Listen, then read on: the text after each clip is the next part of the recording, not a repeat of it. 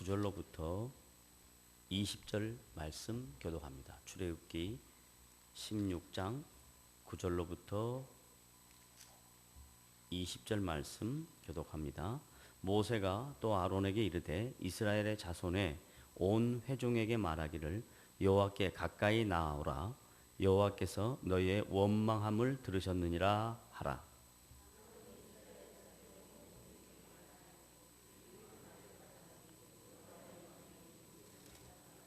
여호와께서 모세에게 말씀하여 이르시되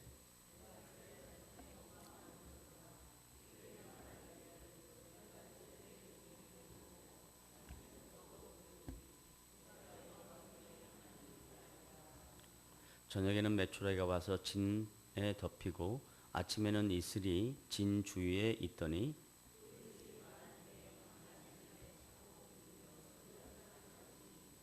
이스라엘 자손이 보고 그것이 무엇인지 알지 못하여 서로 이르되 이것이 무엇이냐 하니 모세가 그들에게 이르되 이는 여호와께서 너희에게 주어 먹게 하신 양식이라.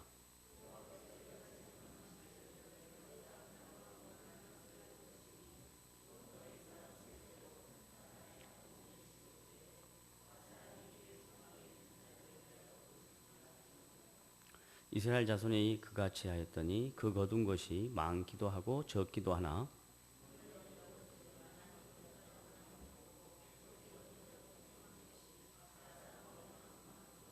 모세가 그들에게 이르기를 아무든지 아침까지 그것을 남겨두지 말라 하였으나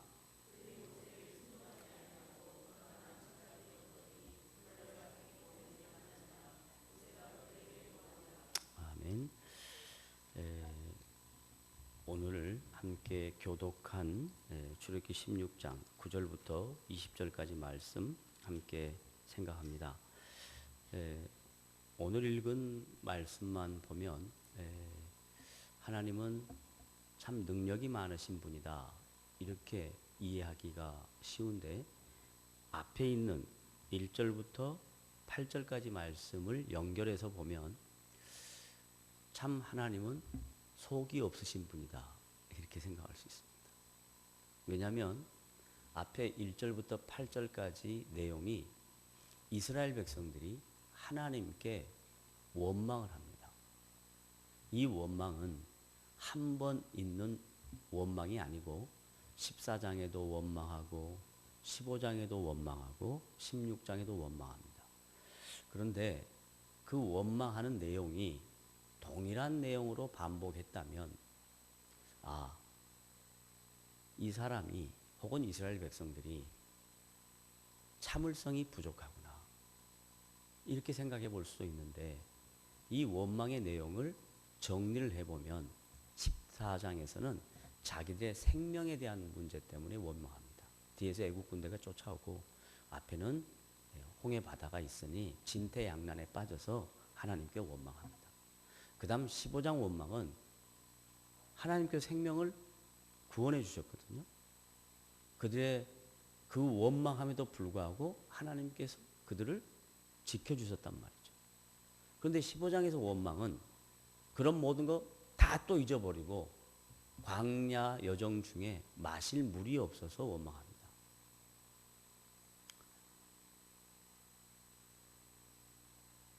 처음에 원망의 내용은 생명이었고 두 번째 원망은 인간의 생명을 유지하는 데 있어서 물이라는 건 너무 중요하니까 그 물이 없는 것 때문에 또 원망을 합니다. 하나님께서 그 원망하는 이스라엘 백성에게 또 마라의 쓴물을 달게 하셔서 그들에게 마실 것을 허락하십니다. 오늘 이제 16장의 세 번째 원망은 자기들이 애굽에 있었으면 고기 먹고 살았을 텐데 잘 먹고 살았을 텐데 영화를 누리며 살았을 텐데 왜 우리를 이렇게 애굽에서부터 불러내서 이렇게 어렵게 인생을 몰아가시냐 하고 원망을 합니다. 그러면 그 다음부터 나오는 말이 이렇게 나와야 이성적이고 상식적입니다. 하나님이 세 번씩이나 원망하는 이스라엘 백성을 향하여 모세를 불러다가 그리고 아론에게 내가 저들에게 베푼 은혜들을 잊고 이렇게 또 원망하는 것을 들으니 내가 마음이 언짢아서 너희들을 좀 어떻게 해야 되겠다. 이렇게 해야 되는데 하나님께서 모세에게 말씀하시고 모세는 아론에게 말하는데 이스라엘 백성을 다 모아라. 원망하는 이스라엘 백성. 하나님께 반대편에 서려고 하는 인간의 욕구. 이런 것들을 하나님께서 다시 한번 품으십니다. 다시 한번 위로하십니다. 다시 한번 사랑을 베푸십니다. 다시 한번 긍휼을 베푸십니다. 그게 오늘 이제 본문 말씀의 내용들입니다. 그래서 오늘 저녁에 저와 여러분은 이 본문 속에서 하나님의 하나님 되심에 그분의 성품 안에 길이 참으시는, 끝까지 기다리시는, 그리고 우리의 편에 서주시는, 그리고 우리의 허물과 연약함을 이해하시는 그런 놀라우신 하나님의 사랑을 우리가 말씀을 통해서 확인할 텐데요. 이 내용을 확인하기 전에 우리의 전제, 우리가 이해하고 있는 일반적인 고정관념이 뭐냐면 내가 이해하고 있는 하나님입니다. 내가 기대하는 하나님입니다. 내가 이렇게 간절히 소망하는 하나님입니다. 이것을 빨리 내려놔야 됩니다. 나의 잘못된 나의 경험과 지식으로 만들어낸 하나님을 내려놔야 성경에서 계시하신 하나님의 하나님 되심을 인식하고 나의 잘못된 가치관을 수정해야 신앙의 깊이와 그리고 하나님과 인격적인 만남과 교제 안에서 풍성한 은혜를 누리며 살 수 있는 신자의 걸음걸이가 된다 이 말이에요. 그런데 이건 내려놓기가 굉장히 어려워요. 왜 어렵냐? 지금까지 여러분이 신앙생활하면서 일반적으로 이해하고 있는 하나님 대부분 이렇습니다. 신명기 28장에 기록되어 있는 말씀을 순종하면 하나님이 뭐하고? 축복하고. 말씀을 불순종하면 하나님 뭐하고? 저주하고. 이 논리의 틀 안에서 벗어나기가 어렵습니다. 그래서 여러분 신앙생활하다 문제가 딱 생기면 당장 어떻게 이 머리가 돌아가냐면 내가 뭘 잘못했지? 이렇게 가는 겁니다. 그 다음에 그 잘못한 이유를 분석하다가 딱 어떤 분이 신령한 분이 일단 머리가 하얘야 돼요. 일단 머리가 하얘야 돼요. 그 다음 목소리가 새야 돼요. 그리고 기도를 많이 했다고 그래야 돼요. 그리고 나는 뭘 본다고 해야 돼요. 그리고 나는 뭘 듣는다고 해야 돼요. 그런 분이 딱 와가지고 너 기도가 부족해서 그래. 기도 안 해서 이러는 거야. 이러면 그냥 한순간에 지금까지 쌓아놨던 신앙의 가치관이 와르르 무너집니다. 그래서 어떻게 되냐? 아이고 이건 내가 기도 안 해서 이랬구나. 여러분 하나님이 바쁘신 분이에요. 낱낱이 돌아다니면서 여러분이 기도 몇 시간 했는지 다 체크리스트하고 저 기도가 뭔 어떤 기도인가 이렇게 이거 어려운 겁니다. 그런 식의 이해를 벗어나서 성경에 계시된 하나님은 어떤 하나님이냐면 보세요. 이스라엘 백성들이 애굽의 그 강곤함, 그 고통스러움 뿐만 아니라 아브라함에게 약속한 그 구원을 이루시기 위하여 하나님께서 친히 모세를 준비하시고 하나님께서 친히 모세를 광야에 보내시고 하나님께서 친히 광야에 있던 모세를 불러서 하나님의 스케줄 안에 정확하게 맞춰서 이스라엘 백성들을 하나님의 방법으로 구원해내시는 겁니다. 이스라엘 백성들이 힘을 모아서 애굽에게 대항해가지고 자기들의 능력과 자기들의 전술과 자기들의 힘으로 나온 게 아니란 말이에요. 하나님이 약속하신 그 약속의 때가 이루어져서 하나님이 하나님의 방법으로 사람을 세워서 그 사람에게 아무것도 아닌 지팡이 하나 딱 쥐어주고 야 던져라 잡아라 내가 너와 함께하고 너의 백성에게 내가 약속한 그 약속을 지금부터 이루어 가실 것이다 라고 하나님이 지금 당신이 친히 이루어가시는 구원 계획을 시작하시고 얼마 되지 않아서 한 달 정도밖에 안 됐어요. 광야에서 나와서 한 달밖에 안 됐어요. 그런데도 불구하고 이 한 달 사이에 계속해서 하나님을 원망합니다. 그러면 하나님 입장에서 생각하면 도대체 이게 뭔가 하실 텐데 하나님은 우리가 이해하는 것과 전혀 다른 방법으로 하나님의 백성을 향하여 갖고 계신 당신의 관심, 당신의 계획, 당신의 마음 자세가 있습니다. 이걸 시편 기자가 시편에서 이렇게 이야기합니다. 시편으로 한번 가봅시다. 시편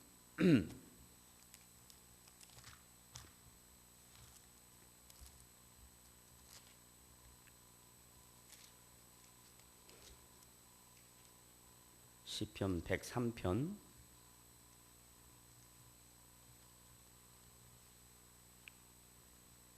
7절. 지금 시편 103편이 다윗이 쓴 시인데 시편 103편 7절 다윗이 자신의 조상들로부터 하나님께서 이루어 오신 하나님의 일하심에 대하여 시로 이렇게 기록합니다. 시편 103편 7절 다 같이 시작. 그의 행위를 모세에게 그의 행사를 이스라엘 자손에게 알리셨도다. 알리셔서 지금 일을 하고 계시는데 이스라엘 백성들은 하나님께 뭐 했다고요?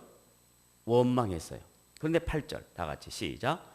여호와는 긍휼이 많으시고 은혜로우시며 노하기를 더디하시고 인자하심이 풍부하시도다. 자, 봐보세요. 지금 다윗이 이 시를 기록할 때와 모세와 이스라엘 백성들이 광야 생활할 때의 시차를 따지면 약 500년이라는 시차가 납니다.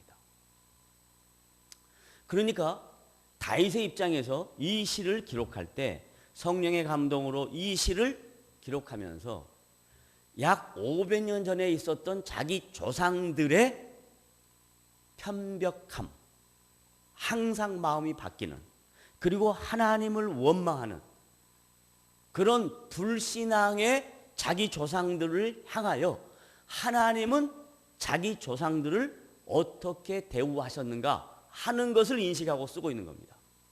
여호와께서 그의 행위를 모세에게 그의 행사를 이스라엘 백성에게 알리셨도다. 그러면서 그런 이스라엘 백성에게 하나님은 인자가 많으시고 긍휼이 많으시고 은혜가 많으시고 노하기를 더디하시다라고 이야기합니다. 그 다음 9절 더 나갑니다. 시작. 자주 경책하지 아니하시며. 자, 이 말씀에서 우리는 구약에 아까 이야기했던 논리가 깨지는 겁니다. 신명기에서는 뭐라고 분명히 이야기했냐면 순종하는 자에게 뭐하고? 복을 주고 불순종하는 자에게 뭐하고? 저주한다. 그런데 원망하는 게 순종입니까? 불순종입니까? 불순종이라. 그러면 불순종하면 바로 하나님 뭐 하셔야 돼요? 저주해야 돼요. 근데 저주했다 안 했다? 안 했다 이 말이에요. 안 했다. 구약에서도 그랬다 이 말이에요. 구약에서도. 예수님 오시기 전에도 하나님이 이스라엘 백성을 향하여 갖고 계신 그분의 마음은 그들의 허물과 그들의 연약함을 아셔서 긍휼이 많으시고 인자가 풍부하시고 노하기를 더디하시고 자주 견책하지 아니하시고 그 다음 노를 영원히 품지 아니하시리로다. 하나님은 노를 영원히 품지 않습니다. 그 다음 9절 시작. 우리의 죄를 따라 우리를 처벌하지는 아니하시며 우리의 죄악을 따라 우리에게 그대로 갚지는 아니하셨으니.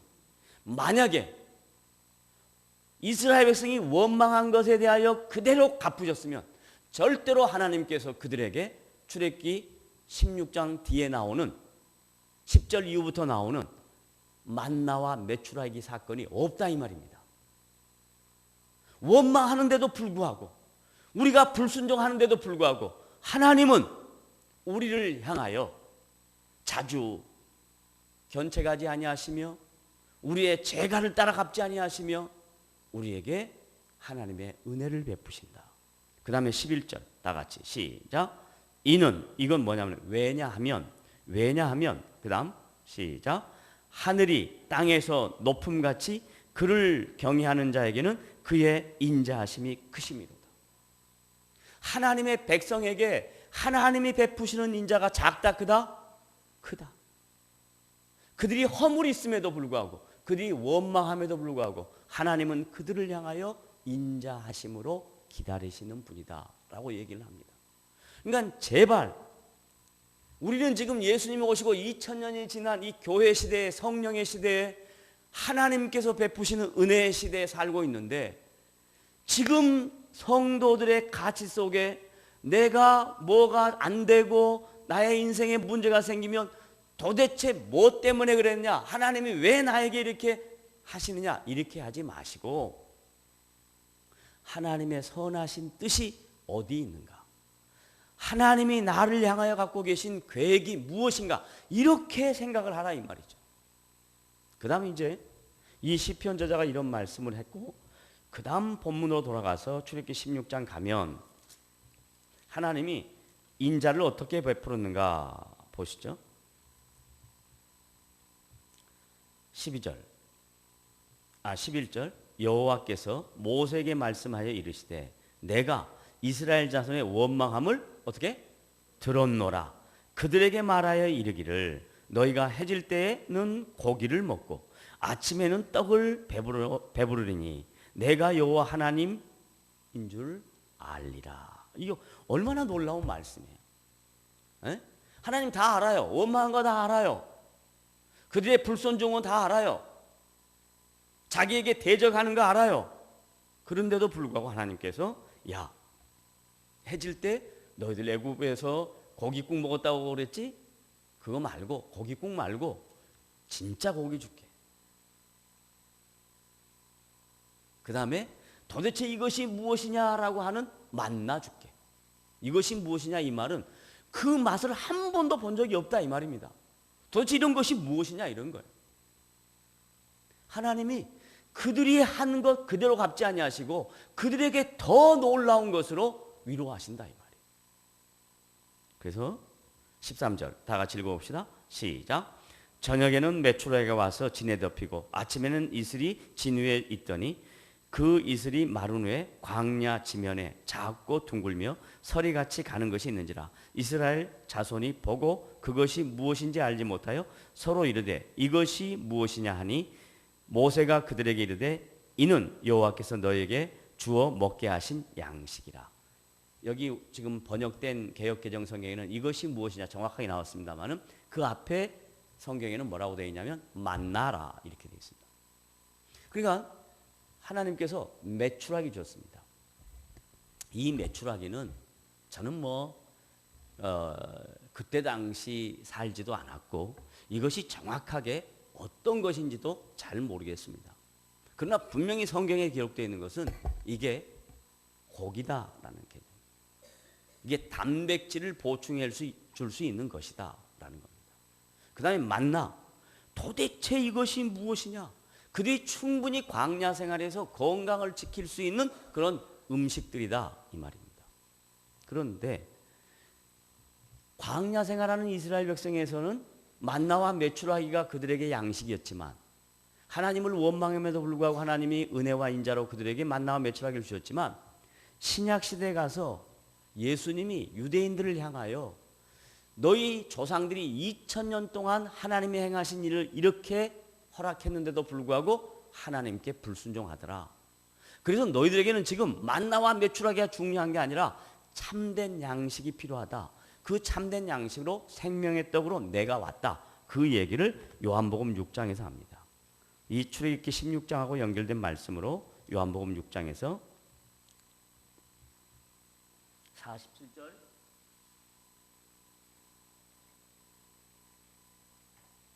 요한복음 6장 47절부터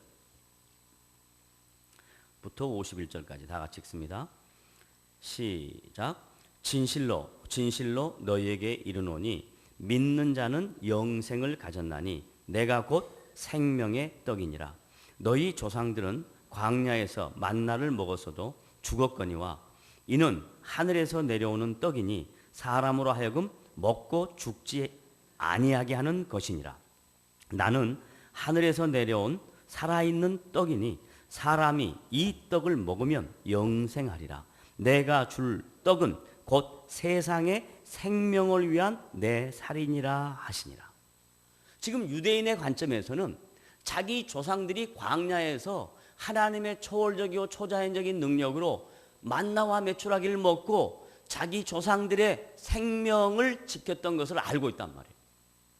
그런데 예수님은 그런 유대인들에게 내가 하나님께로부터 이 세상에 와 하나님의 아들로 내 살을 찢어서 내가 십자가에서 죽음으로 너희들에게 영원한 생명을 주는 생명의 떡으로 내가 왔다. 이것을 먹으면 영생한다 하는 얘기를 유대인들에게 지금 선포하고 있습니다.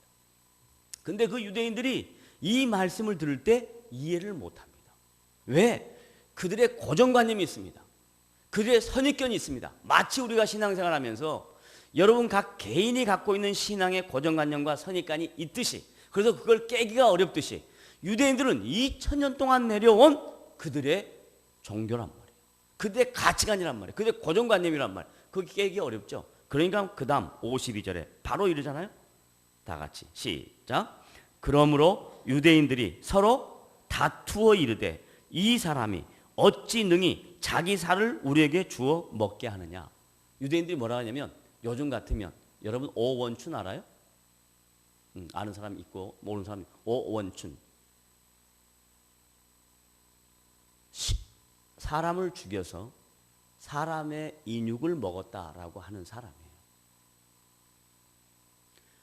북한에서는 먹을 것이 없어서 사람이 사람을 잡아먹었다라는 설도 있습니다. 그러니까 인간이 극악한 상황에 처하면 이런 짐승만도 못한 짓을 할 수 있다 이 말이에요. 그런데 지금 유대인들이 뭐라고 생각하냐면 딱 그런 것처럼 어찌 저가 저 살을 찢어서 우리를 먹게 하냐, 우리 보고 인육 먹으라는 얘기냐, 이렇게 얘기한단 말이에요. 그게 자기들의 고정관념입니다. 그것이 자기들의 선입견입니다. 하나님의 아들이 이 세상에 오셔서 내가 너희를 위하여 내 살을 찢겨 내 피를 다 흘려 너희들에게 영원한 생명의 양식, 만나는 먹어도 죽는다, 메추라기는 먹어도 죽는다, 그건 한시적인 것이다. 광야에 있는 동안에 한시적인 것이다. 그러나 내가 너희를 위하여 십자가 위에서 내 살을 찢고 내 피를 흘리는 것은 너희에게 영원한 참된 양식이다 라고 말을 해도 못 알아듣는다 이 말이에요. 자, 그 다음 53절 한 번 더 예수님이 말씀하십니다. 계속해서 읽겠습니다. 시작. 예수께서 이르시되 내가 진실로 진실로 너희에게 이르노니 인자의 살을 먹지 아니하고 인자의 피를 마시지 아니하면 너희 속에 뭐가 없다? 생명이 없느니라. 내 살을 먹고 내 피를 마시는 자는 영생을 가졌고 마지막 날에 내가 그를 다시 살리리니 내 살은 참된 양식이요 내 피는 참된 음료로다. 내 살을 먹고 내 피를 마시는 자는 내 안에 거하고 나도 그의 안에 거하나니 살아계신 아버지께서 나를 보내심에 내가 아버지로 말미암아 사는 것 같이 나를 먹는 그 사람도 나를 말미암아 살리라. 이것은 하늘에서 내려온 떡이니 조상들이 먹고도 죽은 그것과 같지 않다. 같지 아니하여 이 떡을 먹는 자는 영원히 살리라. 예수님이 말씀하십니다. 그때 당시 유대인들은 이 말이 무슨 말인지를 모릅니다. 우리는 지금 이 말이 무슨 말인지 압니다. 그리고 출애굽기 16장 그 말씀이 이스라엘 백성들에게 얼마나 한정적인가, 얼마나 잠깐 있는 그런 것인가 하는 것도 우리는 압니다. 그리고 이스라엘 백성들이 원망했음에도 불구하고 하나님이 그들을 위로하시고 격려하시는 거 우리가 말씀을 통해서 다 봅니다. 그럼 왜 이렇게 하셨는가 하는 거예요. 왜 이렇게 하셨는가? 사도 바울이 이 내용을 깊이 성경 전체적인 구조를 하나로 묶어서 정확하게 이렇게 얘기합니다. 고린도 후서로 갑니다. 고린도 후서 8장.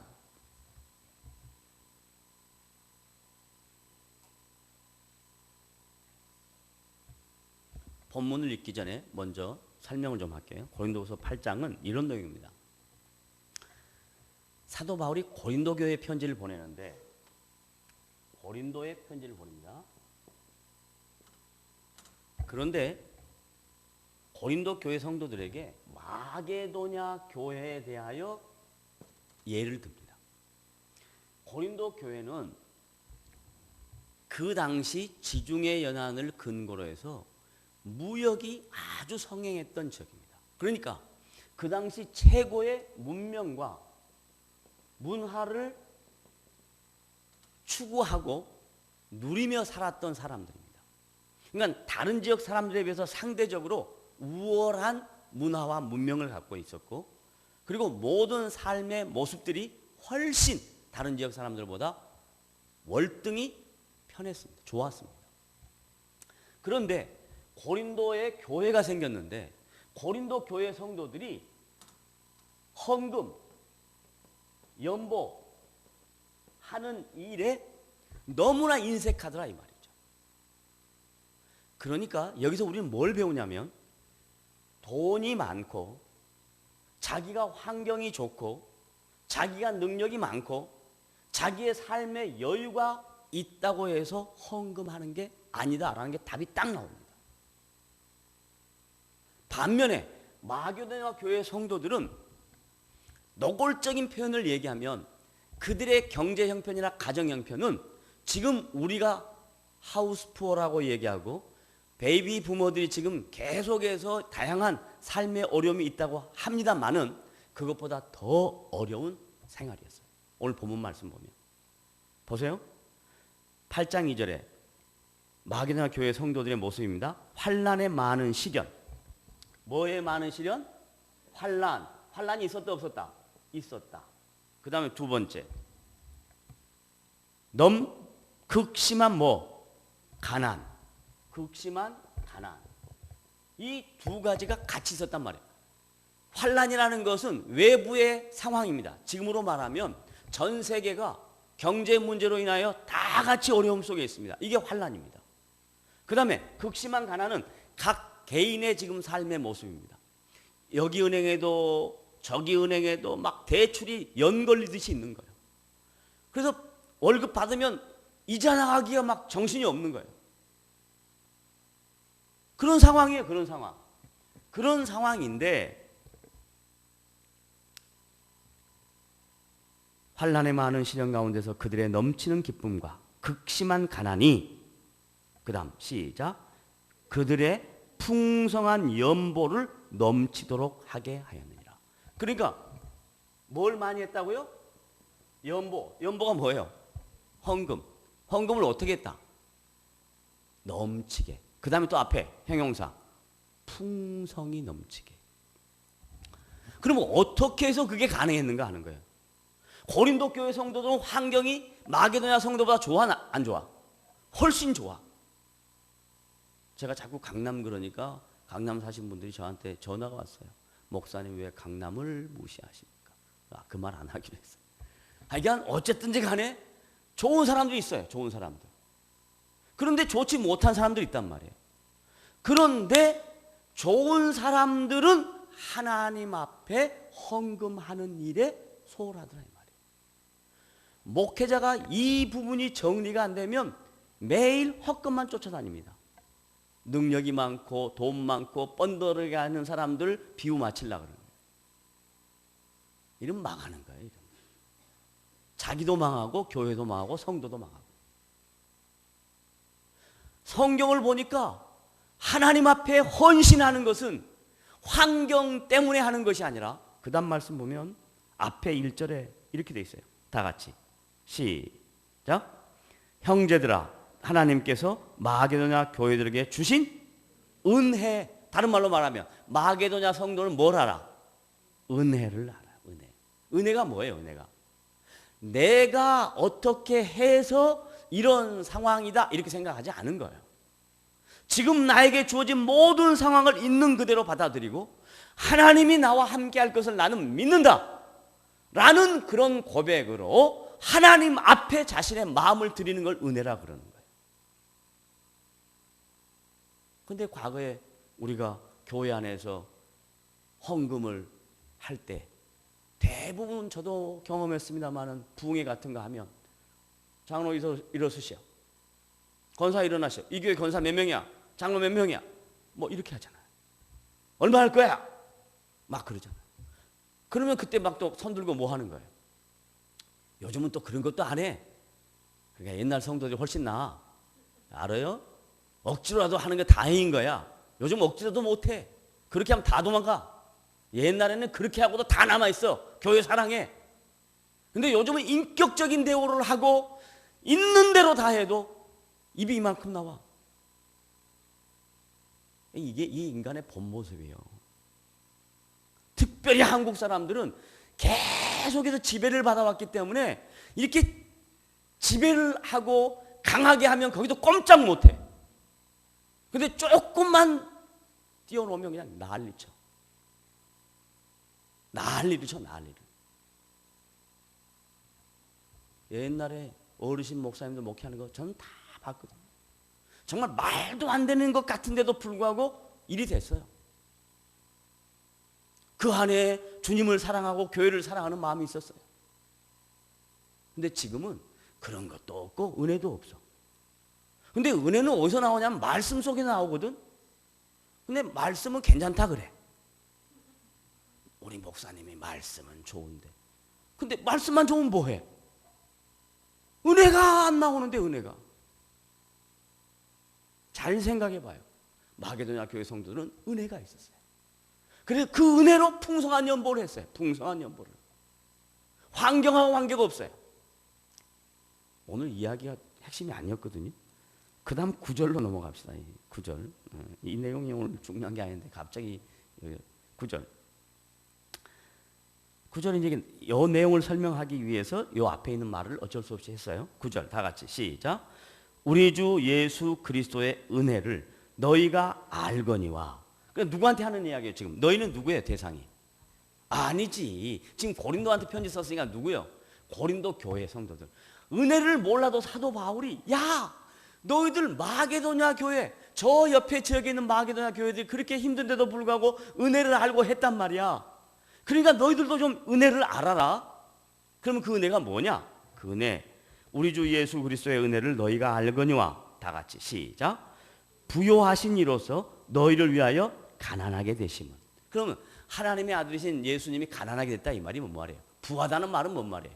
부하다 이 말은 하나님의 아들이신 예수님은 하나님과 동일한 능력과 권세와 영광과 존귀와 모든 것이 다 있는데도 불구하고 그것을 없는 걸로 여겼다. 그게 가난하게 됐다 이 말이에요.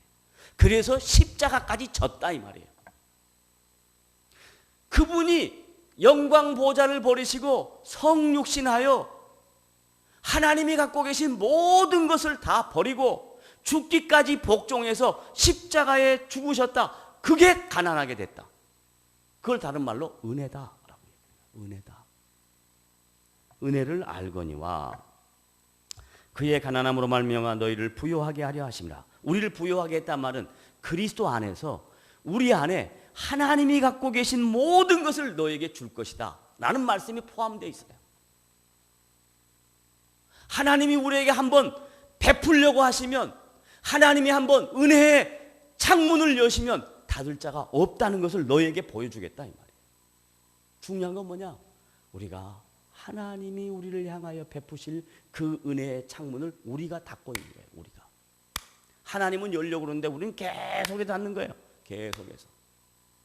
그런데 그 하나님의 은혜의 창문을 여는 사람이 있어요. 그건 마게도냐 교회 성도와 같은 사람이에요. 환경 중요하지 않아요. 나의 가난함 중요하지 않아요. 하나님이 내 인생의 주인이라는 걸 믿고 하나님 앞에 나와서 내 마음을 자원하여 드리면 하나님이 은혜의 창문을 여셔서 하나님의 복으로 여러분에게 함께 하시겠다는 것이 사도 바울의 메시지고 성경에서 우리에게 강조하는 하나님의 말씀이다 이 말입니다. 그래서 10절 다 같이 시작. 이 일에 관하여 나의 뜻을 알리노니 이 일은 너희에게 뭐하다? 유익함이다. 바울이요 고린도 교회한테 이 말을 할 때 너무너무 가슴이 아픈 거예요. 그래도 내가 너희들한테 유익이 되니까 한다라고 이야기하는 거예요. 저도 역시 목회하면서 성도들에게 헌금에 대한 이야기 잘 못합니다. 그런데 오늘같이 이런 말씀이 나오면 여러분의 유익을 위해서 제가 이렇게라도 말하는 겁니다. 유익을 위함이다. 당신들의 유익을 위함이다 라고 얘기합니다. 그 다음 넘어갑니다.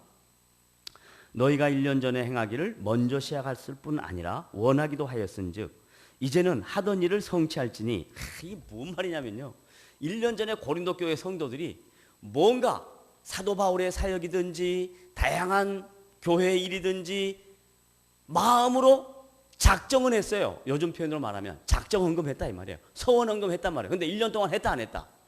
안 했다. 안 했다.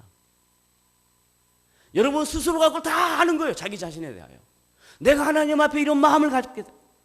우리들이 많이 하잖아요. 기도할 때. 하나님 이 것만 풀어주시면, 주여 이 것만 되면, 정말 이것만 되면 하나님, 그렇게 한단 말이에요. 그런데 하나님이 한 번, 두 번 속아요.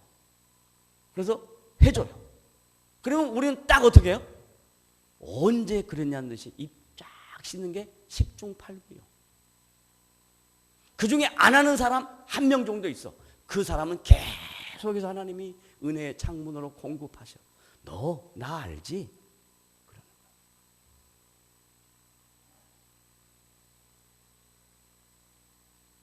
그 다음 이제는 하던 일을 성취할 짓이 마음에 원하던 것 같이 완성하되 있는 대로 하라. 야, 이거 하라고 말하면서 또요, 혹시 상처받을까 봐 사도 바울이 고린도 교회 상처받을까, 야 그런데 너무 무리해서 하지 말고 있는 대로 하라, 이게 얼마나 진솔한 표현입니까? 그 다음 11절 아니 12절 시작.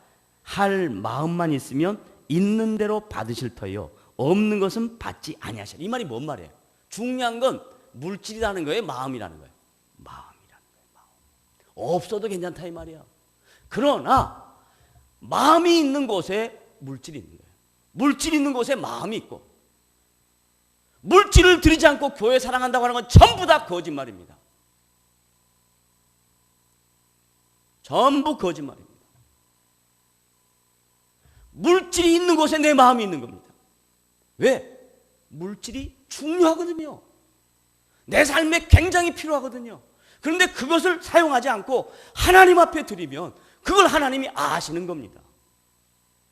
입으로는 뭐 다 하죠. 뭐든지 다 하죠. 근데 없어요. 그 다음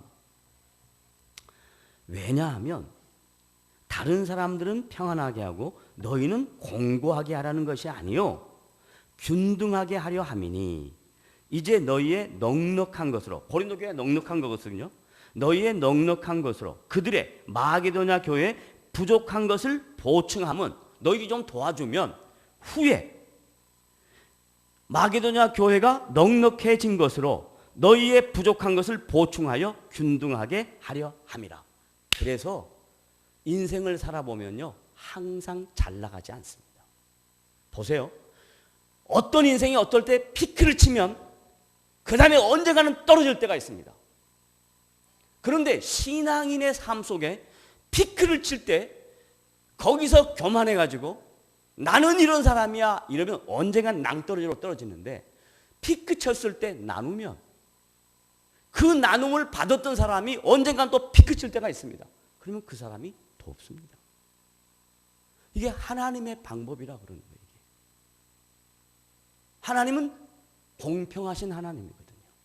누구는 잘되게 하고 누구는 못되게 하는 거 아니거든요. 기도 많이 하게 하는 사람 잘되게 하고 기도 안 하는 사람 못되게 하는 거 아니거든요. 다 하나님의 사랑받는 대상이거든요. 언젠가는 그에게 하나님이 위로하실 겁니다. 그러니 잘 나갈 때 잘 나간다고 교만하지 말고, 못 나갈 때 코석 잡아져서 낙심하지 말고, 하나님은 언젠가는 내 인생 속에 하나님의 하나님 되심을 드러내실 거야 라는 그런 믿음으로 끝까지 견디며 하나님을 신뢰하며 그분 앞에 원망하지 아니하고 든든한 마음으로 한 걸음 한 걸음 나아가면 하나님께서 살아계셔서 여러분의 인생 속에 하나님의 방법으로 하나님의 때에 위로하실 것을 믿으시기를 바랍니다. 이것이 마음 안에 깊은 곳에 있어요. 그 다음에 이제 이 말이 왜 나왔냐? 15절 결론입니다. 시작. 기록된 것 같이. 이 말은 구약 성경 이야기하는 거야. 앞에 기록된 것 같이. 그 다음 많이 거둔 자도 남지 아니하였고 적게 거둔 자도 모자라지 아니하였다. 이 말이 뭔 말이냐? 출애굽기 16장 아까 우리가 읽을 때 16장 18절부터 16절부터 이제 하나님이 하늘에서 양식을 주니까 사람들이 한 사람의 5매씩 거두되 각 사람이 그 장막에 있는 자들을 위하여 거둘지라 하셨다. 이렇게 했단 말이에요. 분명히 하나님이 그들에게 놀라운 방법으로 주셨어요. 그런데도 불구하고 또 인간적인 마음이 생기는 거예요. 더 많이 거두려고 그래요. 이스라엘 자손이 그같이 하였더니 그 거둔 것이 많기도 하고 적기도 하나 오멜로 되어본 즉 많이 거둔 자도 남음이 없고 적게 거둔 자도 부족함이 없어 각 사람은 어떻게? 먹을 만큼만 거두었더라. 그 다음 모세가 그들에게 이르기를 아무든지 아침까지 그것을 남겨두지 말라 하였으나 그들이 모세에게 순종했다 안 했다? 아니하고 더러는 어떻게? 아침까지 두었다. 다른 말로 말하면 뭐예요? 꼽을 쳐놨다. 그랬더니 어떻게 됐다? 다 썩었더라. 이 말이 뭔 말이냐면 그 음식이 냉장고가 없어서 보관하기 잘못돼서 썩었다 이 말이 아니고 우리 인생은 하루하루 사는 거예요. 오늘 하루 하나님이 함께 하시고 오늘 하루가 있으면 내일이 있는 것이 오늘이 없으면 내일이 없는 겁니다. 오늘 하나님이 나를 지켰으면 내일도 지키시는 거예요. 그걸 믿으셔야 되는데 오늘 이만큼 줬는데 하나님 내일 줄까 안 줄까 이런 불신앙을 갖지 말라 이 말이에요. 에? 많이 거둔 자도 하나도 남지 않았고 적게 거둔 자도 부족하지 않았다. 우리의 일용할 양식을 채우시는 하나님, 여러분의 각자의 형편과 처지를 아시는 하나님, 그 하나님 앞에 나아올 때 하나님께서 여러분의 인생을 책임지시고 여러분이 살아가는 인생 동안 적절하게 하나님의 방법으로 이루어 가신다는 것을 믿고 고백하는 자, 그가 신앙 앞에 선 그리스도인의 자세다 이 말입니다. 교회를 아무리 많이 오래 나왔고 직분이 어떤 직분을 가졌다 한다 할지라도 이런 기본적인 가치관을 성립하지 못하면 그러면 우리는 날마다 이스라엘 백성들처럼 뭐 할 수밖에 없다? 원망할 수밖에. 이런 가치관이 생기면 어떤 상황에도 뭐 하지 않는다? 원망하지 않는다. 입을 다무는 거예요. 아무리 어려운 일이 있어도 입을 다무세요. 계속 다니면서 아이고 죽어, 아이고 내 죽어, 아이고 나 죽어 이러지 말고 입을 다무세요. 하나님이 어떻게 하실까? 하나님이 어떻게 하실까? 분명히 피할 길을 주실 텐데, 분명히 피할 길을 주실 텐데 하나님이 어떻게 하실까? 이걸 믿고 한 걸음 한 걸음 나아가는 여러분들 되셔서 여러분의 인생에 하나님의 하나님 되심이 날마다 나타나는 그런 복된 성도들 되시기를 주님의 이름으로 부탁을 드립니다. 기도하겠습니다.